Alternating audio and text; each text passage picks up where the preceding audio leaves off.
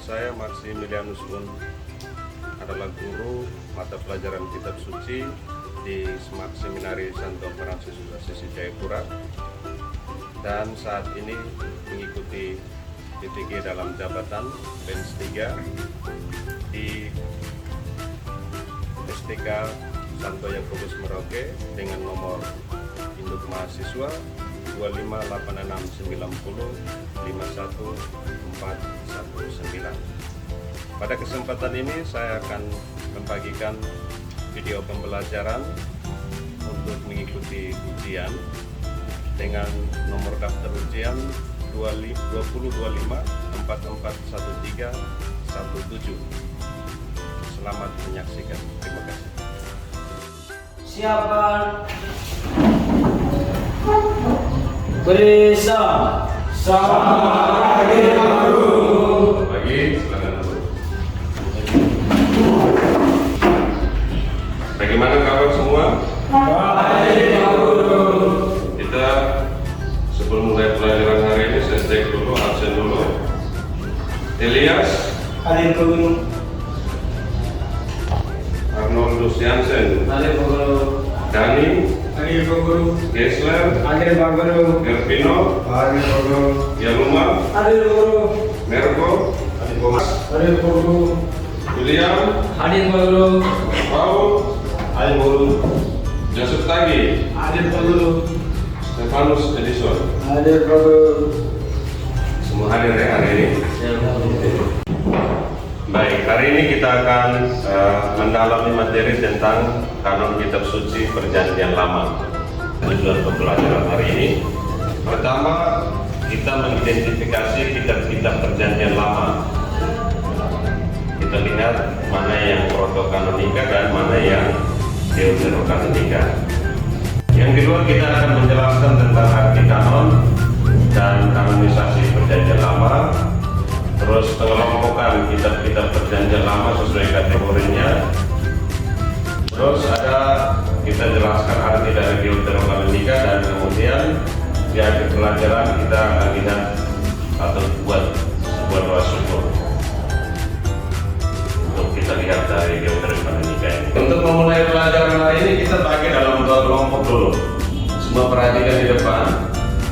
Kita akan bagi dalam dua kelompok. Dua kelompok ini untuk kita mendalami. Ada beberapa pertanyaan. Mengapa ada perbedaan? Apa yang Anda pahami? Terus buat apa kitab-kitab? Nah, mari kita lihat satu persatu. Saya bagi kelompok begini saja. Ini jadi kelompok satu, yang di sana jadi kelompok dua. Silakan perhatikan di sana dan saudara-saudara mendiskusikan apa yang bisa saudara-saudara jawab dari beberapa pertanyaan ini.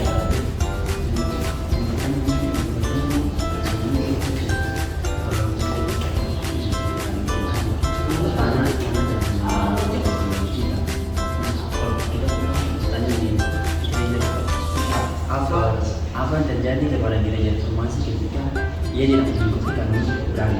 Apa yang terjadi kepada gereja Katolik? Lalu langsung ambil kesimpulan.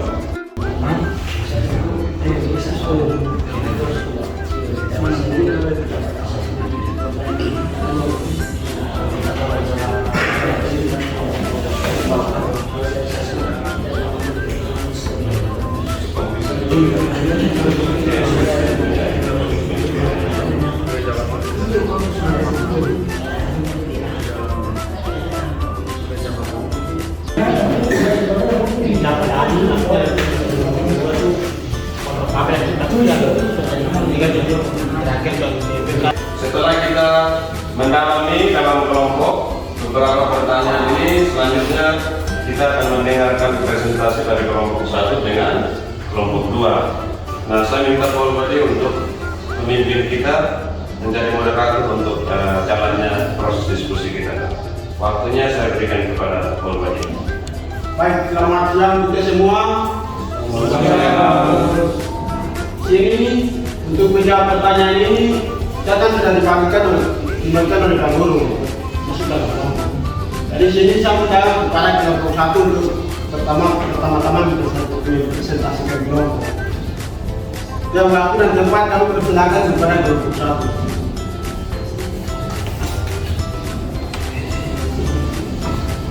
Pertanyaannya, mengapa ada perbedaan jumlah kitab dalam Alkitab Katolik dan Gereja Reformasi? Jawab. Perbedaan jumlah kitab antara kitab Katolik dan Alkitab Gereja Reformasi atau Protestan terjadi karena perbedaan Perjanjian Lama.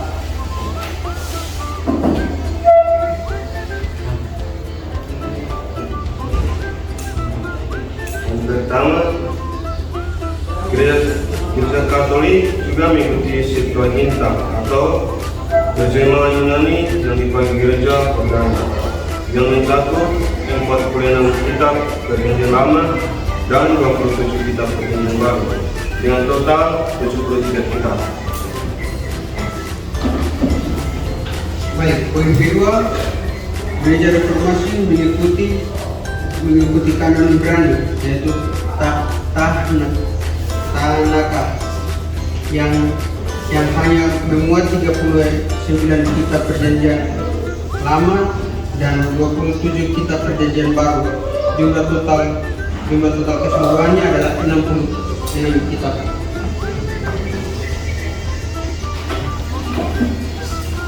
Oke, sebelum dari pertanyaan nomor 1, Buat suaranya buat.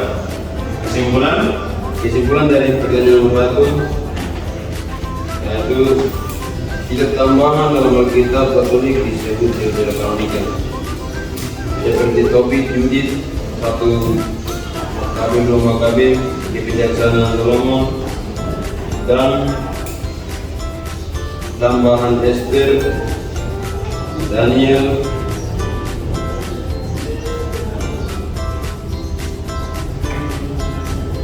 sedangkan Gereja Reformasi menyebut apostolik dan menyebut apokrif dan tidak menyebutkannya sebagai kitab suci. Nomor 2. Apa yang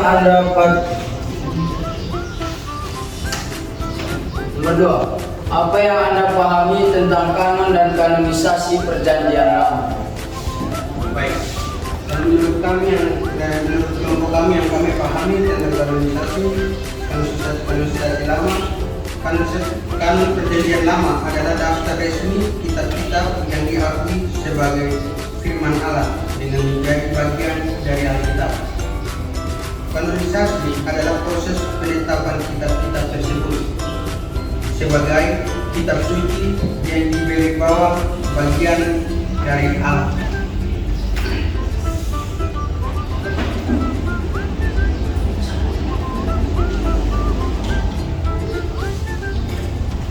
Nomor 3. Buatlah daftar kitab-kitab dalam Perjanjian Lama sesuai dengan kelompoknya. Baik, ada 4 daftar kitab-kitab dalam kitab Perjanjian Lama, yaitu yang pertama kitab Taurat atau Pentateuch yang terdiri dari Kejadian, Keluaran, Imamat, Bilangan, dan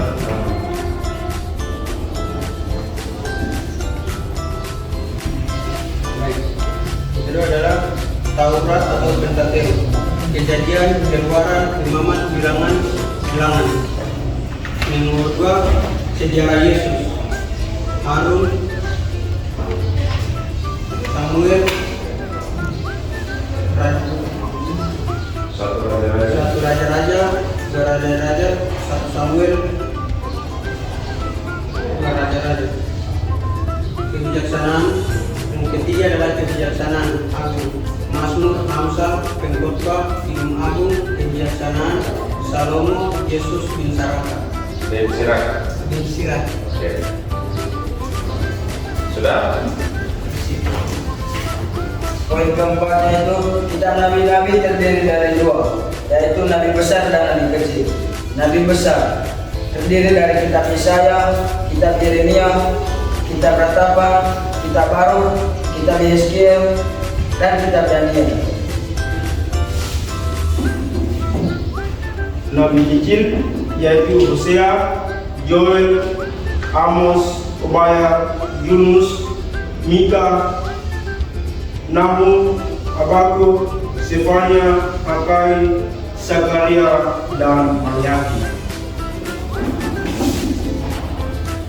Pertanyaan nomor 4, apa yang Anda pahami tentang Protokanonika dan Deuterokanonika? Ya, silakan. Deuterokanonika adalah kitab Perjanjian Lama yang sejak awal diakui sebagai kitab suci tanpa perdebatan. Deuterokanonika adalah kitab suci yang pengakuannya sebagai kitab suci muncul kemudian setelah proses penegasan oleh gereja. Apakah sudah semua? Oke, moderator silakan. Baik, apakah dari kelompok sudah membacakan soal suara apa jawabannya? Kami, mari teman-teman kami berikan hapus kepada teman-teman yang sudah membacakan. Baik, apakah dari kelompok sebelah mau mengajukan pertanyaan? Malah dari kelompok sebelah wajib mengajukan pertanyaan minimal 3 pertanyaan. Ya, kelompok silakan, ada yang mau bertanya? Baik. Apakah sendiri terus apa lagi? Oke, silakan siapa yang mulai duluan? Persilakan yang pertama kepada saudara Akas dan saudara Mantangan. Suara keras ya. Baik, terima kasih moderator atas waktu dan bertanya. Langsung saja pertanyaannya, mengapa harus ada kitab Deuterokanonika dalam gereja Katolik? Mengapa harus ada kitab Deuterokanonika dalam gereja Katolik? Ditulis ya pertanyaannya. Kenapa harus ada Deuterokanonika? Oke, lanjut, moderator. Baik. Selama menunggu jawaban dari kelompok ini, kelanjutan ke pertanyaan nomor 2 dari saudara Willy. Ya, kuat suara. Baik, terima kasih moderator atas waktu dan kesempatan yang telah diberikan kepada saya.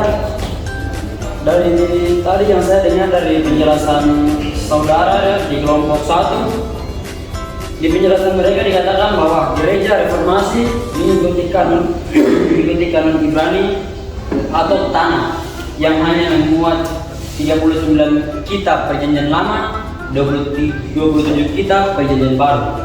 Nah, di sini yang menjadi pertanyaan saya adalah apa yang terjadi kepada gereja reformasi ketika ia tidak mengikuti kanon Ibrani atau tanah ini? Itu saja. Sekian. Kelompok sudah paham ya pertanyaannya? Oke. Baik, sementara menunggu jawabannya, mari kita lanjut ke pertanyaan berikutnya. Saudara Yarman, silakan. Ya.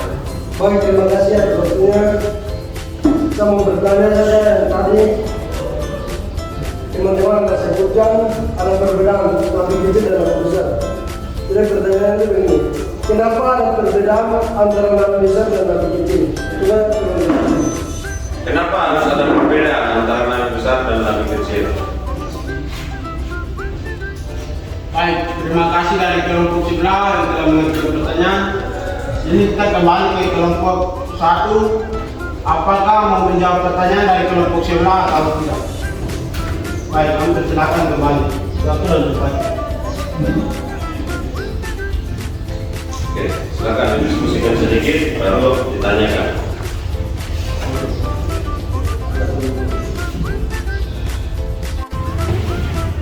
Baik, sekarang kita kembali kepada kelompok 1 untuk menjawab pertanyaan-pertanyaan dari kelompok sebelah yang telah mengajukan tadi. Kelompok 1 dipersilakan. Oke, baik, terima kasih kepada kelompok 2 yang telah memberikan pertanyaan. Jawaban dari nomor 1 pertanyaannya, kenapa harus ada kitab Deuterokanonika dalam gereja Katolik? Jawabannya, karena gereja Katolik itu menerima seluruh kitab yang digunakan oleh umat Yahudi di Diaspora atau terjemahan Septuaginta yang mencakup kitab-kitab Deuterokanonika. Kitab-kitab ini dianggap berisi wahyu Allah yang bermanfaat untuk iman dan moral umat, serta telah lama digunakan dalam liturgi gereja perdana sebelum kanon Alkitab ditetapkan secara resmi oleh gereja atau Konsili Hippo 393 dan Kartago 397.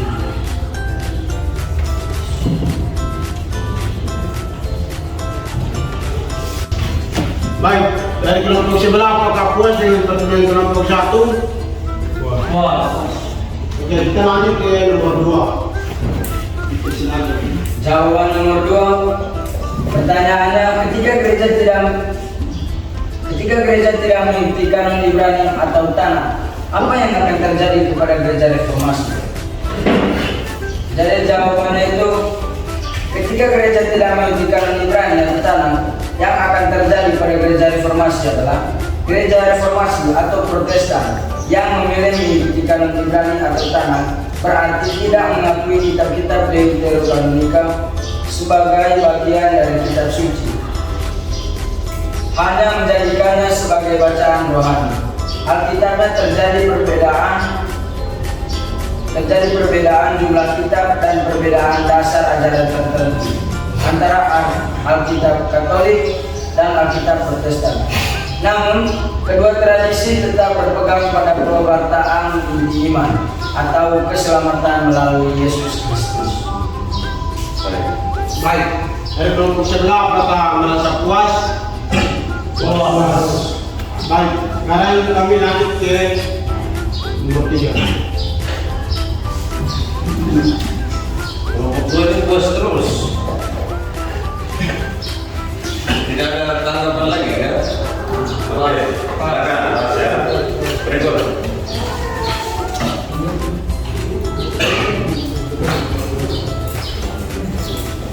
Pertanyaan nomor 3, silakan. Baik, pertanyaan nomor 3, kami kelompok 1 akan menjawabnya. Pertanyaan yang tadi kelompok 2 tanyakan itu, mengapa harus ada perbedaan antara nabi kecil dan nabi besar dalam kitab suci Katolik? Yaitu perbedaan nabi besar dan nabi kecil bukan karena tingkat pentingnya besar, tetapi panjang pendekatan isi kitab dalam luas pelayanan. Yang pertama, nabi besar, yaitu Yesaya, Yeremia, Yeskiel, Daniel. Kitab panjangnya dan mencakup sejarah luas. Itu dalam nabi besar. Dan nabi kecil, yaitu dalam nabi kecil yaitu Hosea sampai Maleaki. Kitabnya lebih singkat, fokus pada konteks tertentu. Semua nabi sama pentingnya karena mereka menyampaikan sabda Allah. Hanya perbedaan dalam cakupan dan ukuran tulisan.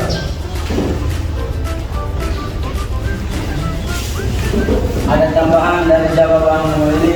Jadi itu namanya itu bukan karena mengenai pesan atau tingkat pada pesan, tapi mengenai isi panjang dan pendeknya isi dari kitab-kitab tersebut.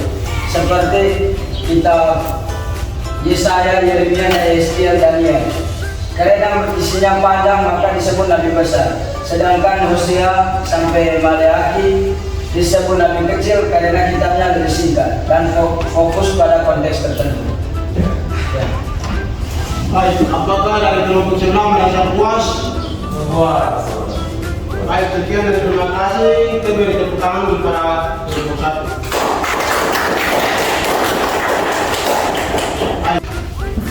Baik, terima kasih. Sekarang kita masuk ke memberikan waktu kepada Pak Guru untuk menjelaskan kita kembali dari apa yang soal yang diberikan tadi. Oke. Baik, terima kasih. Pertama kita tepuk tangan dulu untuk moderator dan kelompok. Kita lihat dulu beberapa pertanyaan yang tadi kita dalami. Pertama kita perhatikan, semua lihat di layar depan. Ini perbedaan antara Alkitab Katolik dan Alkitab dari gereja-gereja Protestan. Kalau kita perhatikan, di sini dikatakan perbedaan paling mencolok dari Alkitab Gereja Katolik dan Protestan atau Reformasi itu yang paling pertama sekali yang kita bisa lihat itu dalam hal apa? Jumlah. Nah, jumlah kitabnya. Di situ dikatakan jumlah kitab Perjanjian Lama untuk Katolik itu ada 45 atau 46 kitab. Sedangkan untuk Gereja Reformasi ada berapa? 39. Jadi untuk Perjanjian Lama itu yang Katolik ada 45 atau 46 dan untuk Reformasi ada 39. Perbedaan ini disebabkan karena baik Katolik maupun Reformasi mereka menggunakan apa?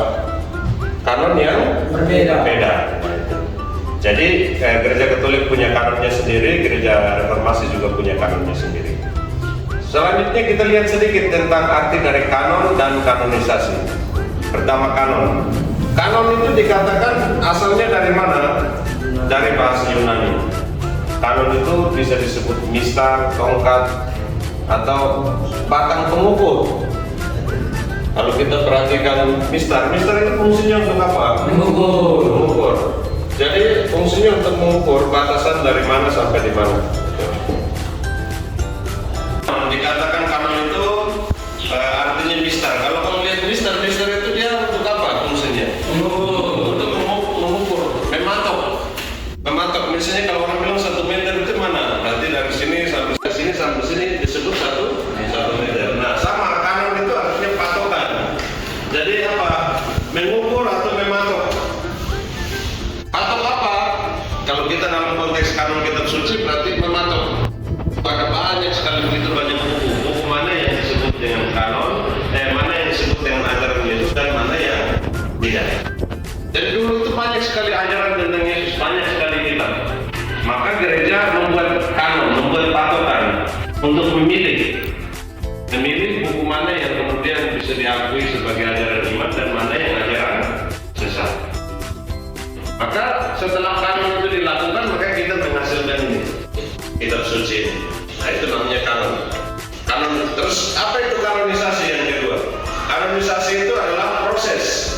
Jadi proses mendaftar kitab-kitab mana yang itu yang disebut kitab suci, mana yang tidak, mana yang sesuai ajaran Yesus, mana yang sesuai dengan ajaran Yahweh dan mana yang tidak. Maka kanonisasi itu artinya apa? Proses mendaftar. Kalau kanon artinya daftar. Sudah jelas bedanya kanon dan kanonisasi. Kalau kanon itu artinya daftar kitab suci. Kalau kanonisasi proses mendaftar. Bedanya di situ. Berikut kita lihat pengelompokan kitab suci Perjanjian Lama. Lihat ya. Oke. Kalau kita perhatikan pengelompokan kitab suci Perjanjian Lama itu ada 3 kelompok. Pertama ada kitab sejarah, naik dulu. Terus ada kitab hikmat dan nyanyian, dan yang ketiga adalah kitab para nabi. Oke. Perhatikan di sini. Kalau orang bilang kitab sejarah, itu kita bicara tentang 5 kitab. Naik. Kitab sejarah itu ada Kejadian, Keluaran, Imamat, Bilangan, dan Ulangan. Nah, ini 5 kitab ini yang menceritakan tentang sejarah kehidupan orang-orang Israel, sejarah dari bapak-bapak bangsa sampai pada kehidupan orang Israel itu. Nah, ini mulai dari Kejadian, awal penciptaan sampai menceritakan kembali tentang setelah bangsa Israel keluar dari tanah Mesir. Setelah itu kita akan pindah di yang berikut. Kita lanjut sampai di, oke, lanjut dulu. Terus bagian kedua kita akan lihat tentang kitab para nabi. Kitab para nabi, sebelum ke situ naik dulu ke atas, saya selesaikan. Kitab sejarah ini dibagi menjadi beberapa bagian ya. Oke. Kita lihat lanjutan dari setelah 5 kitab itu, lalu lanjut dari ke atas dulu, ke atas. Nah, lalu kita lanjut tentang Yosua turun Hakim-hakim Rut, 1-2 Samuel sampai terakhir 1-2 Makabe. Nah, ini bicara tentang sejarah bangsa Israel. Gitu. Jadi untuk sejarah bangsa Israel atau kitab sejarah, kita ada temukan di sini ada 17 kitab, 17 daftar, tapi di dalamnya bisa lebih dari itu karena ada 1-2 Makabe, 1-2 Samuel dan seterusnya. Lanjut. Bagian kedua dari kitab suci Katolik kita adalah kitab para nabi. Seperti tadi dijawab oleh kelompok. Nah, kitab para nabi ini pun kita lihat dibagi lagi, ada nabi besar dan nabi kecil. Nah, nabi besar itu ada Yesaya, Yeskiel, Yeremia, dan Daniel. Terus nabi-nabi kecil seperti dijelaskan tadi ada Ratapan, Baruk, Hosea, Yoel, Amos sampai terakhir itu ada Maleakhi. Lalu ada bagian yang berikut, bagian yang ketiga adalah orang bilang kitab hikmat dan nyanyian atau sastra hikmat. Di dalamnya itu kenapa ada sastra? Kita lihat. Kelompok kitab ini disebut kitab sastra atau hikmat atau kitab nyanyian. Kenapa? Karena isinya berupa hikmat yang diungkapkan dalam bentuk puisi-puisi ceritanya, atau isi ceritanya yang puitis, isi ceritanya yang punya makna-makna yang sangat bagus. Maka dikelompokkan menjadi ini kitab nyanyian dan hikmat. Misalnya kisah Ayub, Mazmur itu lebih ke arah nyanyian-nyanyian. Amsal, Pengkhotbah, Kidung Agung, Kebijaksanaan Salomo dan Binsirah. Inilah yang kita sebut dengan pembagian kitab suci. Jadi ingat, ada berapa pembagian kitab suci? Ada berapa jenis? Ada berapa? 3 atau 4? 1. Kitab sejarah. 2 kitab para nabi. 3 kitab puisi dan hikmat. 3. Terus berikut kita lihat Deuteronomi 3. Deutero lawannya apa? Deutero artinya kedua. Maka yang pertama disebut apa? Proto. Ada proto dan Deutero. Proto kanonika itu artinya apa? Daftar kitab yang pertama. Deutero artinya daftar kitab yang kedua. Kita perhatikan orang Yahudi di Palestina dan orang Yahudi di perantauan masing-masing memiliki daftar kitab sendiri. Daftar kitab suci orang Yahudi di perantauan juga mencakup kitab-kitab yang kemudian mari dikenal dengan istilah Deuterokanonika. Terus sejak tahun 100 Masehi baru ada daftar kitab suci yang ditetapkan di Palestina yang diterima oleh umum oleh semua orang Yahudi. Nah, kita lihat daftar kitab suci Deuterokanonika yang kemudian tidak diterima oleh saudara-saudara kita yang di Protestan. Nah, yang termasuk dalam Deuterokanonika itu ada Tobit, Yudit, Baruk, 1-2 Makabe, Kebijaksanaan Salomo dan Yesus bin Sira. Nah, itu satu penegasan untuk mempertegas diskusi kita pada hari ini. Untuk mempertegas diskusi kita pada hari ini dan nanti kita akan dalami lagi dalam tugas-tugas yang akan saya berikan. Demikian selanjutnya kita kegiatan kita. Baik, untuk mendalami kita punya materi pertemuan pada hari ini, nanti saudara-saudara saya berikan tugas. Tugasnya itu membuat sebuah doa syukur tentang adanya kitab-kitab Deuterokanonika. Jadi tulis dulu, kitab-kitab membuat sebuah doa syukur tentang adanya kitab-kitab Deuterokanonika. Artinya sebagai bentuk kita bersyukur bahwa ada kitab Deuterokanonika yang menjadi dasar iman bagi kita. Oke. Sudah, setelah itu mari saya persilakan saudara Paul Badi untuk kita dalam doa. Baik, terima kasih waktu yang diberikan kepada saya. Sama-sama kita upload dulu untuk biar kita sekalian sama-sama dalam pembelajaran kita. Nanti pelajaran ini mari kita baca dalam doa. Dalam nama Bapa dan Putra dan Roh Kudus. Tuhan, terima kasih atas pilihan kami.